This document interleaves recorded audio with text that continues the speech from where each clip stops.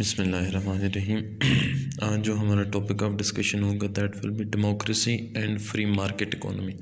हम देखेंगे एक्चुअली कि डेमोक्रेसी और फ्री मार्केट इकोनॉमी का आपस में क्या नेक्सेस है, ये किस तरह से वर्क करती है। हम देखते हैं कि दुनिया में जहाँ पे भी डेमोक्रेसी होती है यूजुअली वो कंट्री ज़्यादा प्रॉस्परस होती हैं, ठीक है।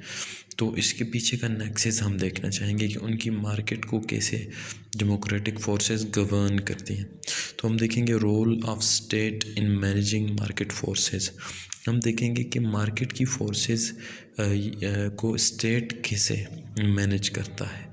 इसमें सबसे इम्पोर्टेंट पॉइंट आता है कि अगर हम देखें तो प्री इंडस्ट्रियल और पोस्ट इंडस्ट्रियल सोसाइटी को, तो हमारे पास जो प्री इंडस्ट्रियल सोसाइटी थी वो उसमें मार्केट फोर्सेस इतनी ज़्यादा स्ट्रॉन्ग नहीं थी। वहाँ पे जितना भी आपके पास मतलब कोई भी कमोडिटीज़ थी, जो भी कोई चीज़ थी वो इतनी ज़्यादा मतलब कि मार्केट ओरिएंटेड नहीं थी। मार्केट थी भी अगर तो इतनी एक्सपेडाइटेड रेट पे नहीं थी कि दुनिया की पूरी दुनिया में ट्रेड हो रहा है और हर चीज़ इंडस्ट्री में बन रही है, ऐसा नहीं था। वहाँ पे जूते और कपड़े हर चीज़ हाथों पे बनती थी। So the things were very slow in pre industrial economy. लेकिन पोस्ट इंडस्ट्रियल जो हमारे पास इकोनॉमी थी उसमें मार्केट फोर्सेस बहुत ज़्यादा कंट्रोल करने लगी हर चीज़ को, क्योंकि इंडस्ट्रियल रिवॉल्यूशन हुआ, ठीक है। तो अब हम देखेंगे कि इंडस्ट्रियल रिवॉल्यूशन वेस्टर्न यूरोप में ही क्यों स्टार्ट हुआ, ठीक है। हमारा एक्चुअली अंडरस्टैंडिंग ये है कि हम देखते हैं स्टेट और डेमोक्रेटिक फोर्स मतलब जो डेमोक्रेसी है वो किस तरह से मार्केट फोर्सेस को नर्चर करती है और फिर मार्केट फोर्सेस मुड़ के किस तरह से स्टेट को नर्चर करते हैं।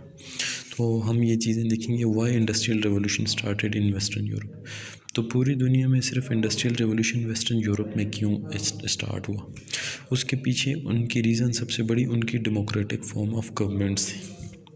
हम ये देखते हैं कि वाई नेशन फेल में हमें ये आर्गूमेंट मिलता है कि inclusive political institutions will pave way for inclusive economic institutions. कि हमारे पास जहाँ कहीं भी इंक्लूसिव पॉलिटिकल इंस्टीट्यूशंस हो गए, इंक्लूसिव से क्या मुराद है, जो सबको साथ लेके चलें। पहले ज़माने में ऐसा होता था कि हर चीज़ किंग कहता था और वही सच मानी जाती थी, उसको लॉ बनाया जाता था। लेकिन इंग्लैंड में 1215 में मैग्ना कार्टा साइन हो गया। Now what was Magna carta? Magna carta वो डॉक्यूमेंट था जिसकी बुनियाद के ऊपर किंग को ऑब्स्ट्रक्ट कर दिया गया कि वो कोई भी ला मासेस के ऊपर टैक्सेशन मासेस के ऊपर यूनिलैटरली नहीं इम्पोज कर सकता। फिर इंग्लैंड के अंदर फर्स्ट पार्लियामेंट बनी 1265 में। तो ये इंक्लूसिविटी थी, ये इंक्लूसिव पॉलिटिकल इंस्टीट्यूशंस थे जिसकी वजह से इंडस्ट्रियल रेवोल्यूशन आया। मतलब कि डेमोक्रेटिक या फिर इंक्लूसिव फॉर्म ऑफ गवर्नमेंट ने मार्केट में बहुत ज़्यादा बतदरीज बेहतरी लाई, जिसकी वजह से अल्टीमेटली इंग्लिश एम्पायर या ग्रेट ब्रिटेन दुनिया में सबसे बड़ा सुपर पावर बन गया। उसके बाद आर्गूमेंट है extractive political institutions will led to extractive economic institutions. मतलब कि जो अथॉरिटेटिव फॉर्म्स ऑफ गवर्नमेंट होती है जहाँ पे वन पार्टी या किंग रूल करता है, तो वो वहाँ पे ऐसा सिस्टम बनाता है जिसमें एक्सट्रक्टिव पॉलिटिकल इंस्टीट्यूशंस होते हैं वो सबको साथ लेकर नहीं बल्कि ऑपरेसिव फॉर्म ऑफ गवर्नमेंट पे बेस करते हैं। तो इन ग्राउंड्स के ऊपर वहाँ की जो पॉलिटिकल माइंडसेट है वो ऐसा बन जाता है कि वो मार्केट इकोनॉमी को भी ग्रो नहीं करने देता बल्कि एक्सप्लॉइट करता है लोगों को। तो इन ग्राउंड्स के ऊपर हमारे पास यूएसएसआर और ओल्ड एम्पायर जिसमें कॉलोनियल एम्पायर्स वगैरह सब थी, ओटोमन्स वगैरह, क्योंकि उन्होंने इनोवेशन को बाकी चीज़ों को प्रमोट नहीं किया तो अल्टीमेटली उनका वो रह गए और बाकी जो वेस्टर्न यूरोप था वो आगे चला गया। तो inclusivity of political power lead to prosperity and growth in economy due to innovations.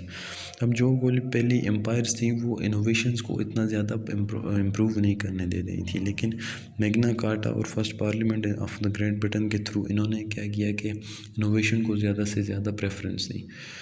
जब इनोवेशन को ज़्यादा से ज़्यादा प्रेफरेंस दी तो नतीजा ये निकला कि उनकी इकोनॉमिक ग्रोथ बहुत ज़्यादा ड्रास्टिकली हो गई, विच मीन्स दैट ड्यूड ये इनोवेशन भी इसीलिए हुई है क्योंकि उन्होंने इंक्लूसिविटी इख्तियार की, हर बंदे को फ्री विल दी कि वो अपना काम कर सकता है, प्राइवेट ओनरशिप का इजाज़त दे दी। तो प्राइवेट ओनरशिप के साथ हम आ जाते हैं कि जब इंडस्ट्रियल रेवोल्यूशन आ गया तो उसके बाद दो सिस्टम आगे दुनिया में इकोनॉमिक्स को गवर्न करने के लिए। एक था कैपिटलिज्म वर्सेस कम्युनिज्म।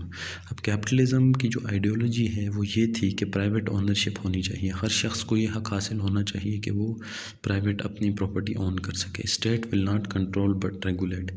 स्टेट का काम कंट्रोल नहीं है बट रेगुलेशन करना है, मतलब कि वो प्राइसेस को कंट्रोल करे।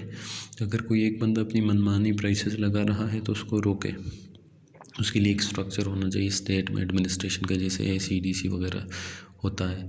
तो और इसी तरह से वो मार्केट में मोनोपली ना बनने दें। लेकिन कम्युनिस्ट क्या कहते थे कि नहीं, स्टेट ओन्ड, ठीक है, ये स्टेट ओन्ड पे बिलीव करते थे, मतलब कि हर चीज़ under the control of state होगी, ठीक है। उसके बाद है one party will control everything, जैसे कि अभी चाइना में देखने को मिल रहा है, या और ओल्ड सोवियत यूनियन में बोल्शेविक्स कंट्रोल करते थे। तो ये कम्युनिस्ट मॉडल ऑफ गवर्नेंस था। लेकिन 1991 में USSR की डिसइंटीग्रेशन के साथ ये आइडियोलॉजी ख़त्म हो गई दुनिया में से, और अब कैपिटलिज्म की आइडियोलॉजी सरायत कर रही है। सो हम ये देखेंगे कि how capitalist model of governance was triumphant, कैसे वो ट्रायम्फेंट था। Nexus between democracy and capitalism और फ्री मार्केट के थ्रू, कैसे इसको समझते हैं, हमें समझ आ जाएगी कि कैपिटलिज्म क्यों ट्रायम्फेंट रहा है, या फिर कैपिटलिज्म और डेमोक्रेसी का क्या नेक्सस है। तो सबसे पहले अगर हम प्योर मार्केट की इस्तिलाह में बात करें तो कंज्यूमर होते हैं।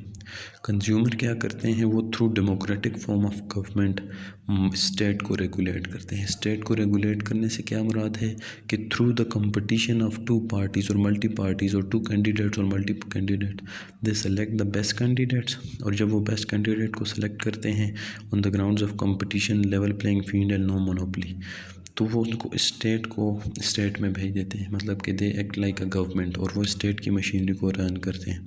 अब स्टेट इंश्योर कराती है मार्केट में कंपटीशन को, वो फ्रेमवर्क डिफ़ाइन करती है कि ये रूल्स एंड रेगुलेशन से through which market will be regulated.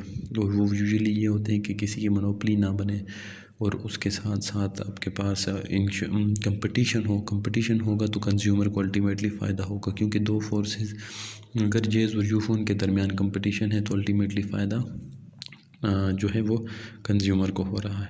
तो स्टेट रेगुलेट करती है मार्केट को, अल्टीमेटली फ़ायदा कंज्यूमर्स को होता है। तो ये हमारा आज का लेक्चर था कि किस तरह से डेमोक्रेसी एंड मार्केट फोर्सेस एक दूसरे के साथ लिंक्ड हैं, या मॉडर्न इकोनॉमिक्स और मार्केट फोर्सेस, ये डेमोक्रेटिक फोर्सेस किस तरह से एक दूसरे के साथ लिंक है, या कैपिटलिस्ट मॉडल ऑफ गवर्नेंस में डेमोक्रेसी का क्या रोल है। तो हमने इसको अगर समराइज़ करें तो एक्चुअली जो डेमोक्रेटिक इंस्टीट्यूशंस का बनना है या मॉडर्न मार्केट इकोनॉमी का बनना है वो भी मरहून मिन्नत है डेमोक्रेटिक इंस्टीट्यूशंस के। और अब उसकी रेगुलेशन के लिए भी सबसे इम्पोर्टेंट एस्पेक्ट जो है वो लिबरल डेमोक्रेसी का मॉडल ही है, कि लिबरल डेमोक्रेसी के थ्रू लोग उसको स्टेट को रेगुलेट करते हैं और वो मार्केट को रेगुलेट करती है, ultimately benefits through competition consumers को देती है। तो ये हमारा आज का लेक्चर था। Hope so you enjoyed it.